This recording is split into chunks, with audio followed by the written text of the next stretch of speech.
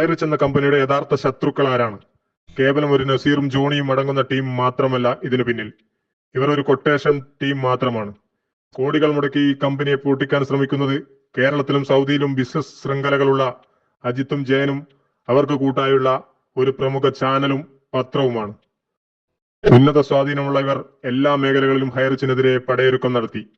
മാധ്യമങ്ങളെ വിലക്കെടുത്ത് ഹൈറിച്ചിനെതിരെ കെട്ടിച്ചമച്ച വാർത്തകൾ പ്രചരിപ്പിച്ച് പൊതുസമൂഹത്തിൽ ഇതൊരു മണി ചെയിൻ കമ്പനിയാണ് എന്ന് വരുത്തി തീർക്കുകയാണ് ആദ്യം ചെയ്തത്. തങ്ങളുടെ പണവും സ്വാധീനവും ഉപയോഗിച്ച് കമ്പനിക്കെതിരെ പ്രവർത്തിക്കാൻ മാധ്യമങ്ങളെയും യൂട്യൂബർമാരെയും ഉദ്യോഗസ്ഥരെയും അടക്കം വിലക്കെടുത്ത് ഇവർ പൊറോട്ട് നാടകം കളിക്കുകയാണ്. ഇവരെ നിയമത്തിന് മുന്നിൽ കൊണ്ടുവരണം.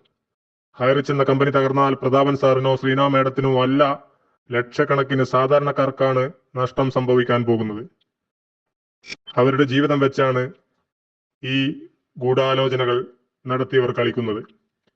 ഇവരുടെ യഥാർത്ഥ മുഖം വെളിച്ചത്ത് കൊണ്ടുവരാൻ ഹൈറിച്ചിനെ സ്നേഹിക്കുന്ന പതിനായിരങ്ങൾ വരും ദിവസങ്ങളിൽ രംഗത്ത് വരും. അത് തീർച്ചയാണ്.